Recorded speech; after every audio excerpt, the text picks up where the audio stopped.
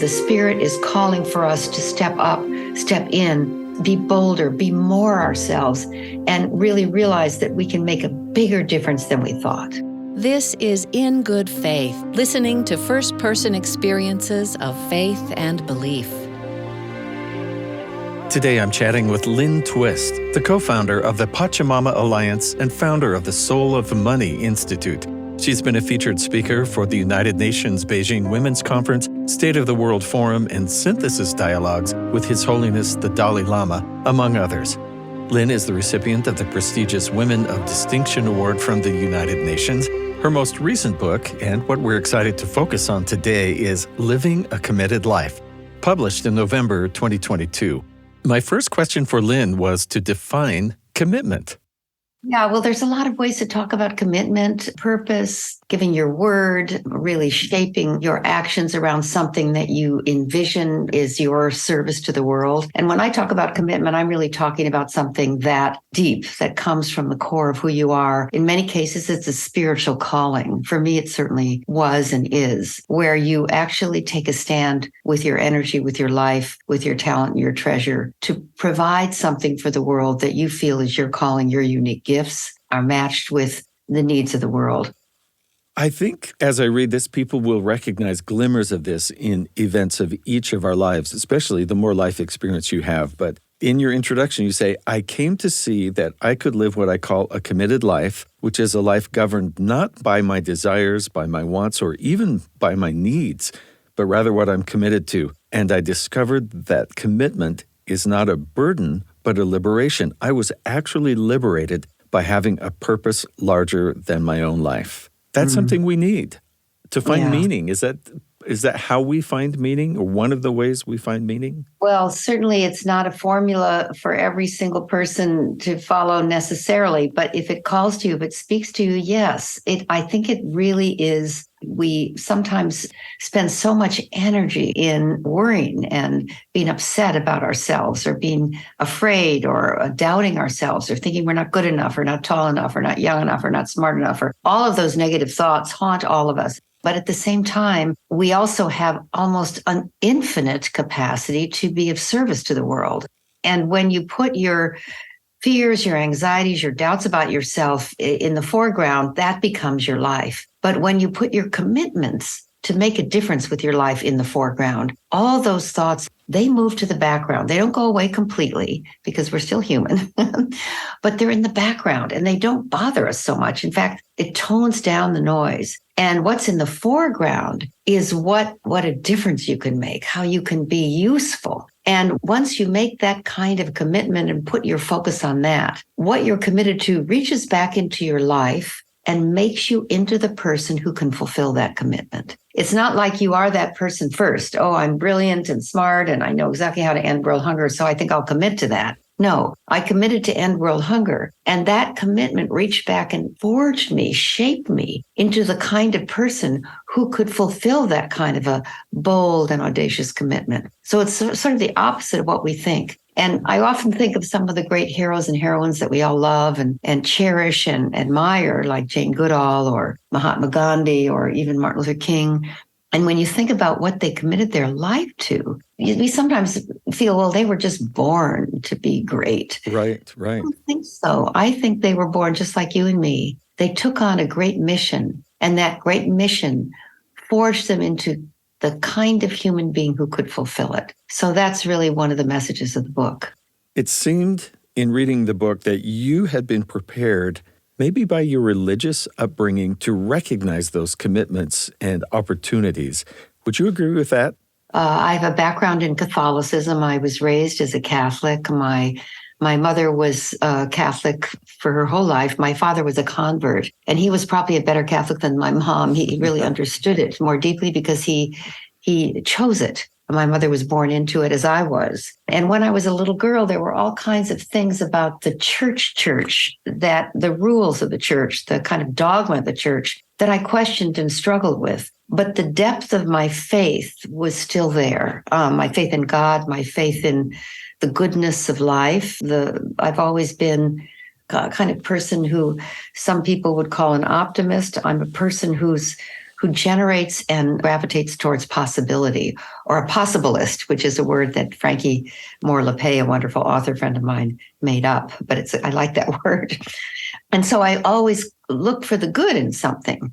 I think when my father died, which happened very, very suddenly when I was turning 14, the day before my birthday, my father was one of these very charismatic, very amazing people. And when you're 13, 14 years old and you're a young adolescent girl, you're often kind of in love with your dad. That's kind of where it starts. You just adore your dad. And I adored mine. He was a musician. He was a band leader. It was during the big band era.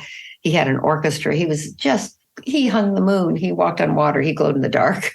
My dad was everything to me. And I was very musical. And so we played two pianos together. And I wanted it to please him more than anything in the world.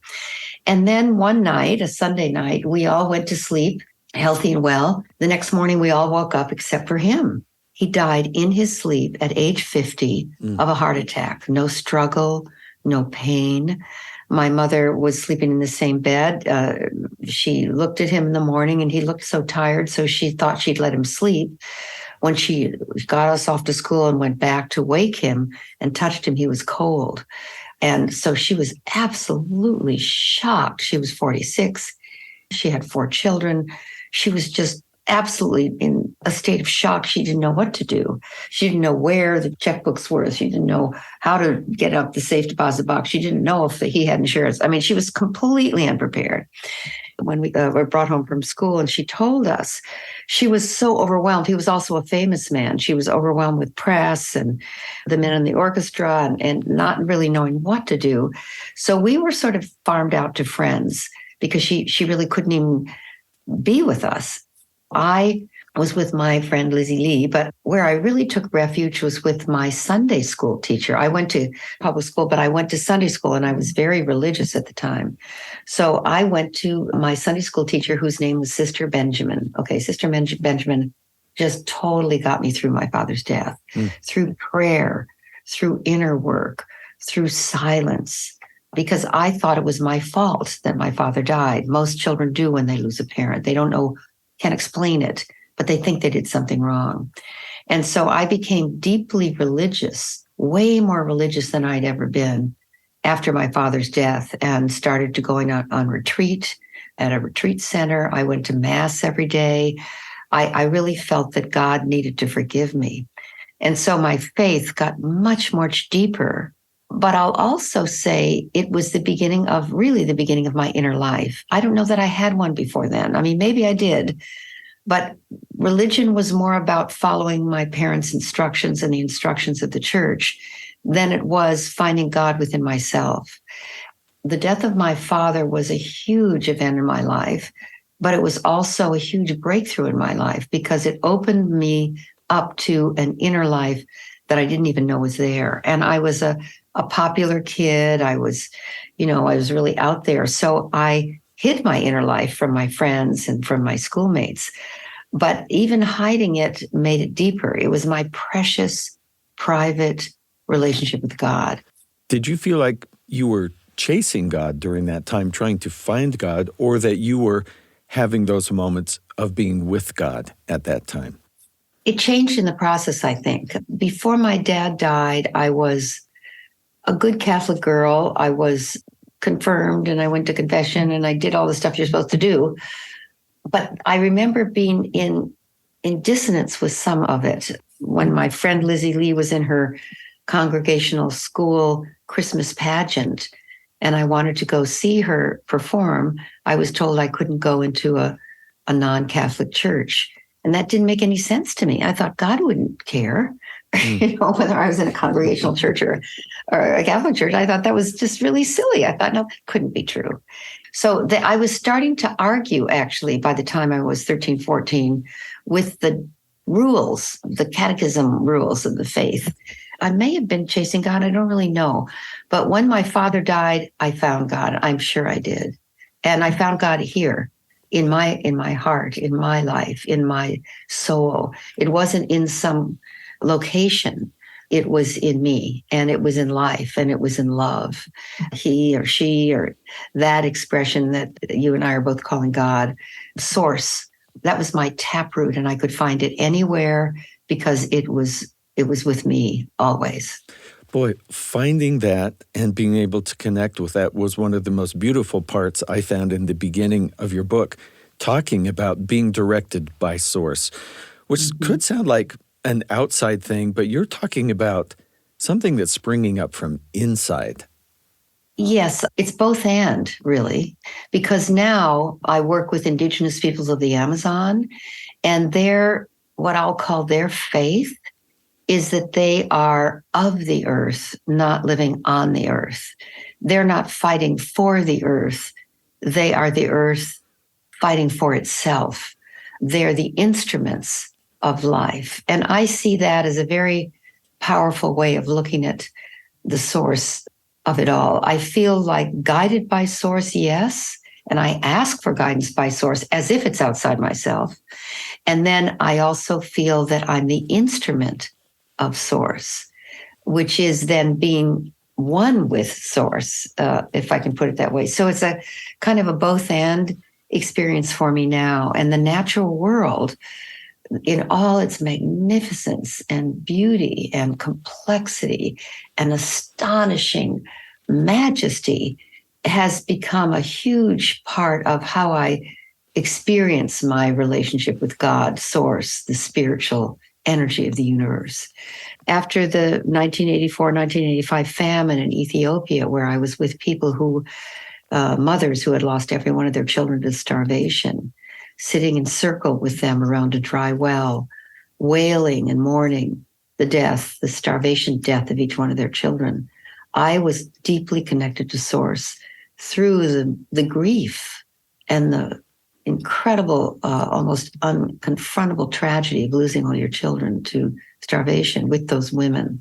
So I can see and think of moments in my life when I felt like I was absolutely one with source.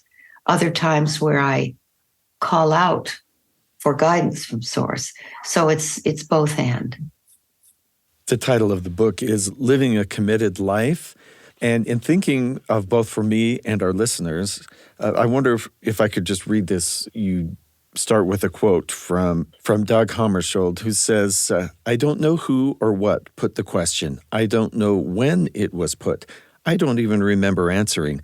But at some moment, I did answer yes to someone or something. And from that hour, I was certain that existence is meaningful and that therefore my life in self-surrender had a goal. As you speak with people, do they have those same moments that you had of suddenly feeling like, now I know what this particular purpose is? One of the things that I love to do is create conditions for people to discover that. Almost like ecosystems that create the environment of consciousness and attention that one can feel and see and respond to what they're being called to be. And sometimes it's called to be rather than do. It's my assertion, I'll say, or my understanding, or you could say my belief, that life is given to us and that it's a gift. And Brother David Stendal-Rast, who's a remarkable Benedictine monk and a very great teacher for me and a 96-year-old icon of gratefulness, he says very clearly, at least in his experience, that life is given to us. It's given to us so that we can give it. And blessings are given to us so that we can bless. What we receive is given to us so that we can give it. That's how I see life. And if you see it that way, then you realize that whatever talent and treasure you've been given is not something to question or doubt or worry about or try to fix. It's that you've been given to contribute.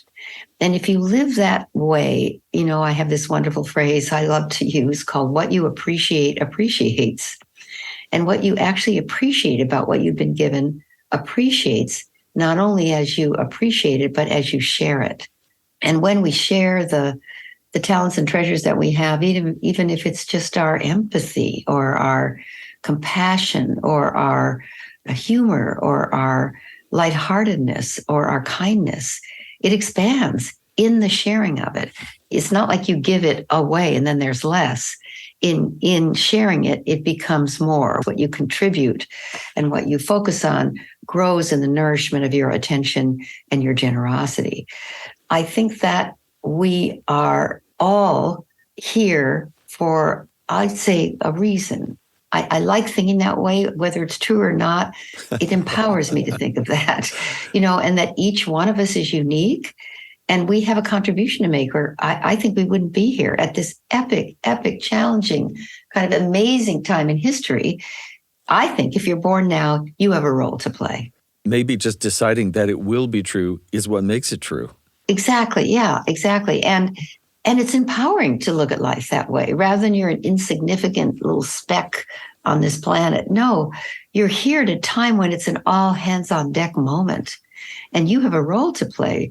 Maybe it's not a big role. It's just yours. It's your role, whatever that is. And if you play it, your life will have so much meaning. I like to create, as you asked in your question, conditions or ecosystems, environments where people can discover their calling as I found mine, because it's so fulfilling. And in finding it, discovering it, and surrendering to it, there's enormous freedom and fulfillment. I wonder if perhaps as an example, we could use what you talk about, this awakening or this knowing that you were going to work on a particular project when you were listening to a talk with Werner Erhard. I was involved in something called the EST training, which has now become the Landmark Forum. And it was invented and created by a man named Werner Erhard, who was a very controversial fellow, but also a brilliant and total genius, in my view. I was at an advisory board meeting for his organization, and this is way back there in the 1970s. And he announced to his advisory board that he was going to take on ending world hunger. And when he said ending world hunger, people were aghast. First of all, they thought it was not possible to end world hunger. They thought it was too bold and audacious. They thought it would kind of ruin this wonderful corporation that he had founded, which was quite successful at the time. And they were worried, and they were kind of arguing with this. But when I heard the phrase end world hunger, something happened, it stirred in my soul. In the Eastern tradition, it was like I had a Kundalini experience. Werner held up his hand and he said, we're going to address the front and the back side of the hand of hunger.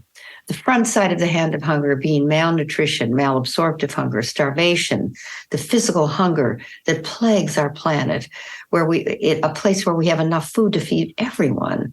Yet 1 billion people, most of them children under 5, are going hungry every night, and many of them starving to death. But we're not just going to address the front side of the hand of hunger. We're also going to address the back side of the hand of hunger, which is related and is the same hunger. And that's the hunger for meaning, the hunger to make a difference with our life in the affluent world, the hunger to matter, the hunger to know who we are. These two hungers are one hunger, and we're going to address them together. When he said that, I don't think I even understood it, but I got it. You know what I mean? I got it rather than I understood it. It just went right into my soul. I knew what he was talking about was something that I was meant to do. Some people would say, well, I do have a committed life. I attend my church regularly. I've got my family responsibilities. I show up for my career. I'm committed to making my house payment, all of that. But you're talking, I think, about something, not to get rid of any of that, but something a bigger and a grander vision. And how does someone who has all those daily commitments and is perhaps raising children or caretaker for someone else in their family find that grander vision in the midst of those other commitments? There's not really a formula. It's more to listen for what is the longing of your soul. And it's not instead of the things that you're doing.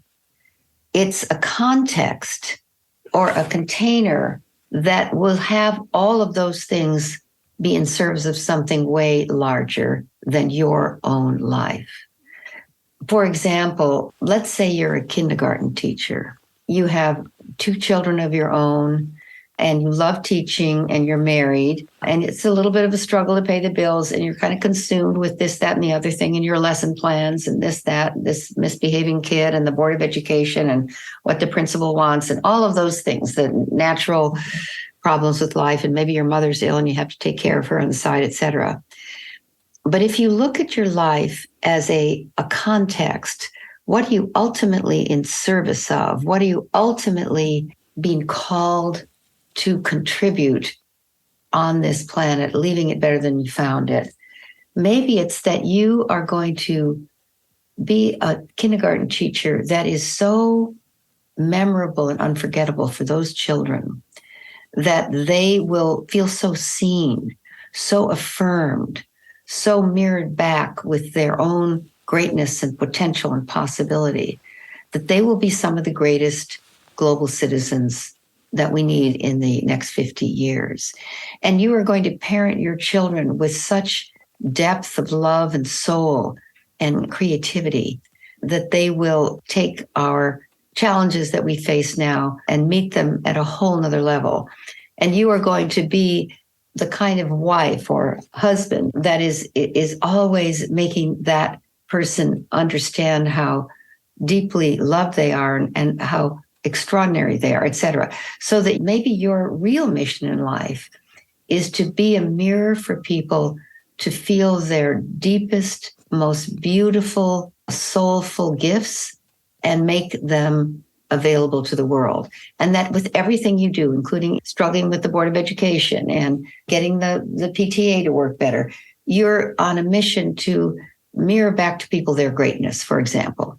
And that colors or is the theme or the through line through your whole life, no matter what happens. Or, for example, you're a bus driver. My husband, when he went to business school in Chicago, he always wanted to get to a certain corner in time for this bus driver named Joe, because when he got on Joe's bus, Joe is a big, abundant in body and in spirit Black man who would say, "Bill, I've been waiting for you. I'm so glad you made it today. I want you to have a good day. You look so handsome today. I love that shirt. Can you sit here right next to me in the front here? I'd love to have a conversation with you." And he was like that with everybody.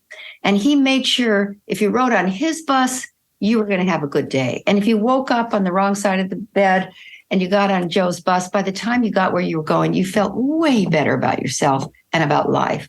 This is a guy who was committed to generate fields and containers and contexts of happiness and joy and delight for people.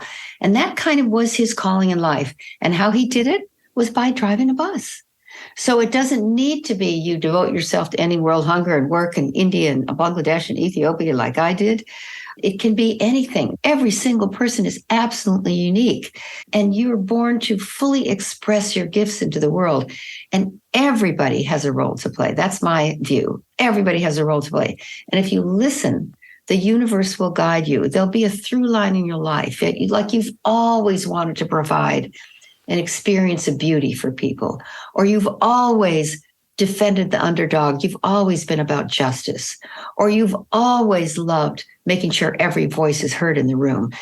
You'll see that there's something about you, whoever you are, that's calling you to make a specific, unique, and very bold contribution to life through all the things that you're doing, rather than putting those aside and stepping out of that life and taking on some bold commitment that's not already there. And I want people to step into life more now, because I think the earth, the world, the spirit is calling for us to step up, step in, be bolder, be more ourselves, and really realize that we can make a bigger difference than we thought. There's this important concept you talk about in the book about you really can't tackle some of these things yourself. You need to find your people. Mm-hmm. And it doesn't even have to be a worldwide organization, although those do a lot of good. But you're talking about, it seems, sometimes just that small group who support each other. And you find each other because you're headed on that common mission. Well, there's that wonderful quote from Margaret Mead. I won't get it quite right, but never doubt that a small group of people can change the world, because that's what has change the world, and that's what will change the world. And it's true. You start to attract like-minded, or you might say like-committed people. It's sort of miraculous. I feel very humbled by the commitments I've made. And when you're humbled like that, you also realize, I can't do this by myself, but I want to participate. I want to collaborate. I want to find people who have the same sense of alignment and calling in their life. And they start finding you and you start finding them. It's almost like you can recognize them walking down the street. It's really miraculous. And collaboration for me is really, really the next space of the human journey.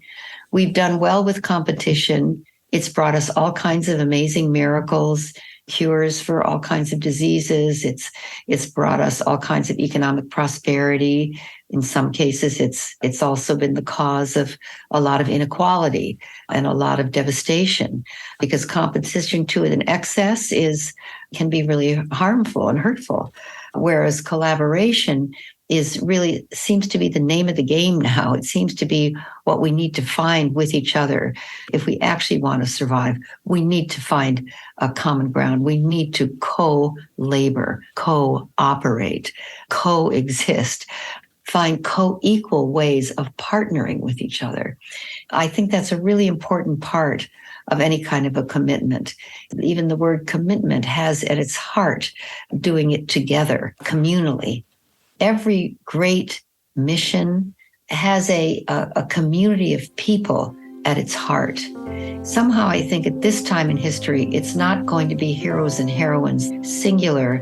It's going to be communities of people that find their way together.